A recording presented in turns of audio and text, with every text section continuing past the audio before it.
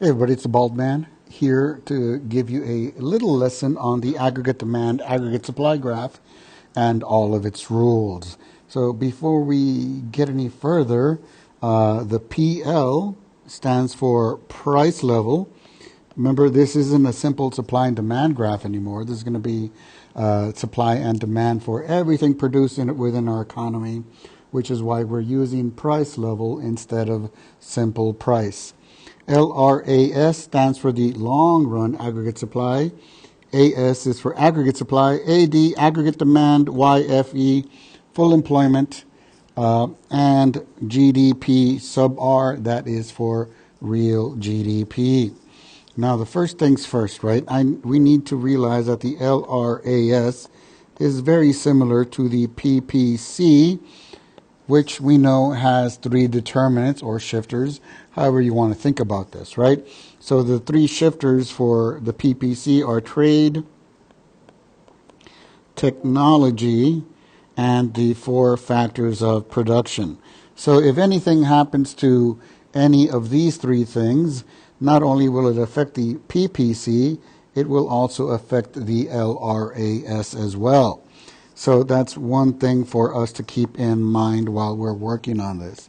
Now, as far as YFE, full employment will always go directly underneath our LRAS. I realize that we may not be intersecting on the LRAS all the time, but YFE will always go directly under LRAS, unless, of course, the prompt tells you to use a different label, then you use that label that they ask you to.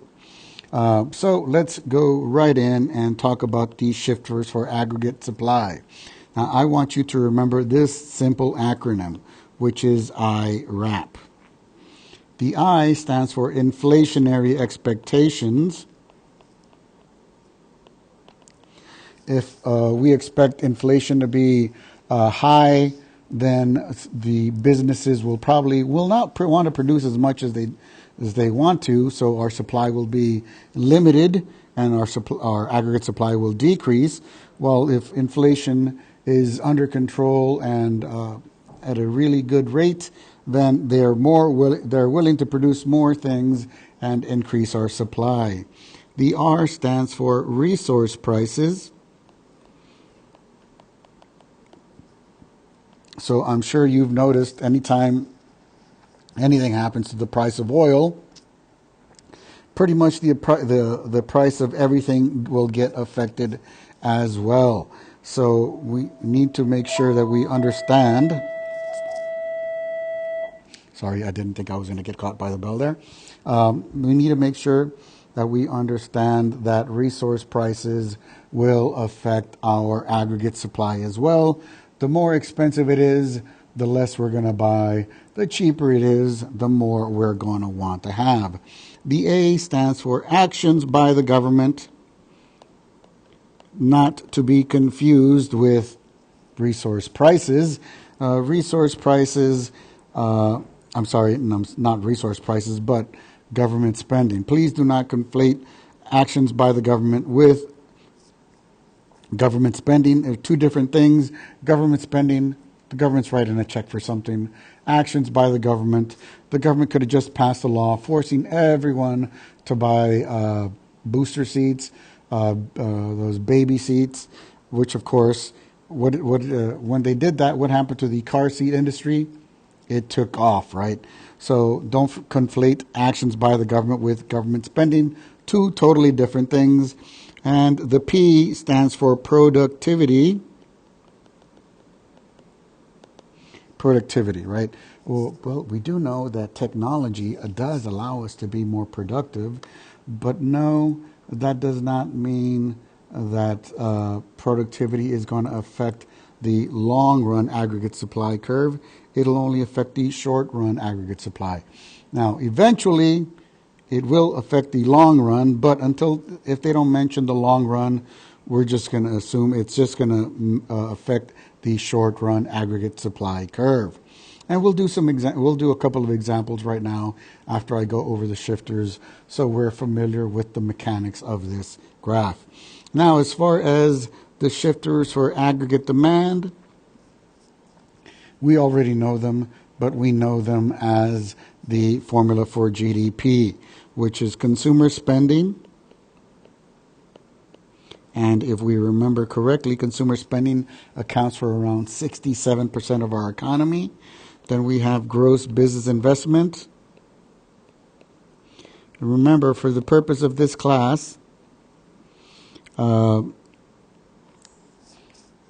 business investment does not mean buying stocks and bonds.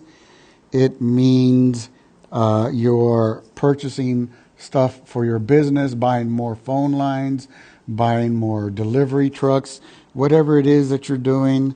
Gross business investment here means we're investing in our business, not that we're buying stocks and bonds. Then we have G for government spending. Anytime the government writes a check, unless it's a transfer payment, we're going to count as government spending. They're purchasing more stuff for the military. They're increasing their spending on education. All of that is government spending. And last but not least, we have XN, which is net exports, which also means exports minus imports. Any of these four things will affect aggregate demand, and any of these four things will affect aggregate supply as well.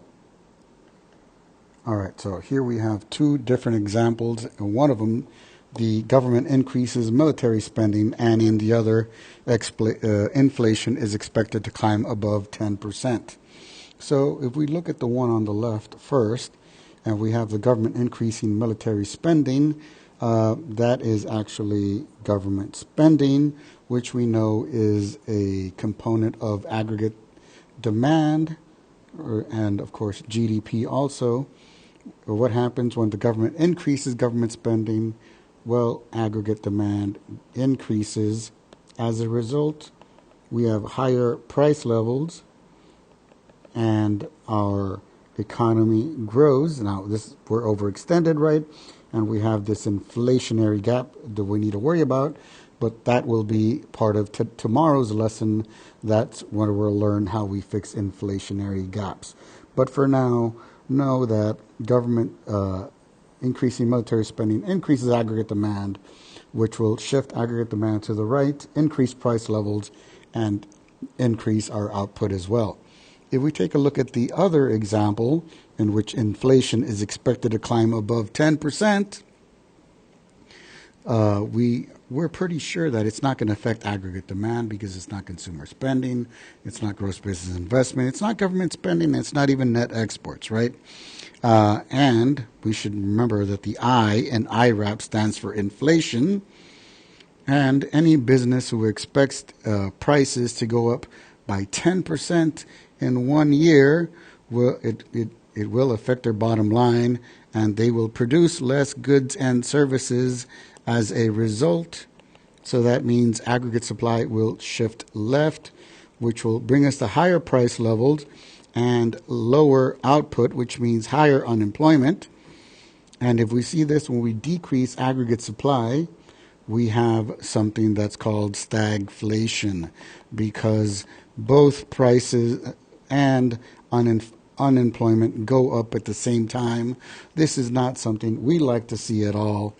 And we're left with this recessionary gap, which, of course, like I said, tomorrow we'll learn about fiscal policy, the multipliers, and what the government can do to try to fix these economic conditions. And until tomorrow, thank you for coming by.